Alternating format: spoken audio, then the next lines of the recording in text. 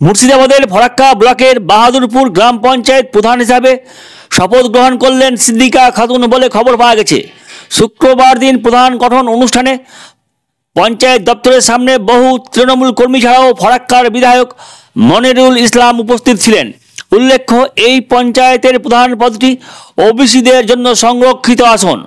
গত 2023 সালের জুলাই মাস থেকে বাহাদুরপুর গ্রাম পঞ্চায়েত প্রধান পদে অধিষ্ঠিত ছিলেন কুসুম সাহা, কিন্তু তার ওবিসি সার্টিফিকেট জাল প্রমাণিত হয়।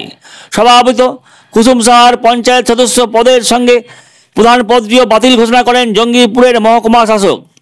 অন্যদিকে ওবিসি সার্টিফিকেট বাতিলের বিষয়টি বর্তমানে রাজ্যের হাইকোর্টে বিচারাধীন অবস্থায় রয়েছে বলে দাবি জানিয়েছেন কুসুম সাহার স্বামী নারায়ণ সাহা। আদালতে মামলা চলার মধ্যেই নতুন প্রধান নির্বাচন নিয়ে বিস্ময় প্রকাশ করেছেন প্রাক্তন প্রধানের স্বামী। বিষয়টি আদালতের গোচরে আনা হবে বলেও জানিয়েছেন নারায়ণ সাহা।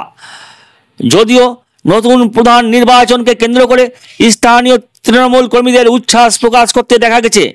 সিদ্দিকা খাতুন প্রধান পদে অধিষ্ঠিত হওয়ার খবর প্রচারিত হতেই আবির খেলায় মেতে ওঠেন তৃণমূল কর্মীরা।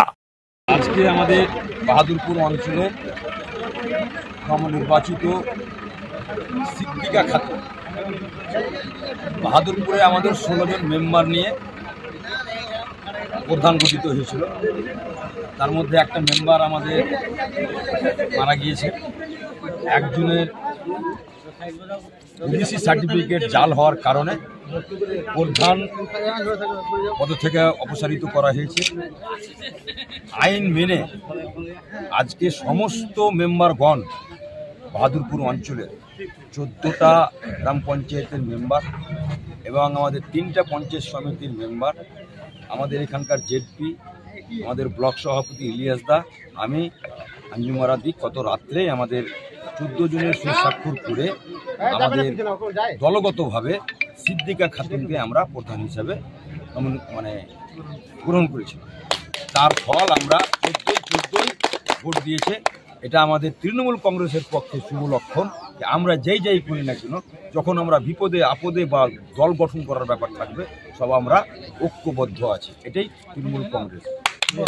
ঠিক আছে দাদা, ঠিক আছে।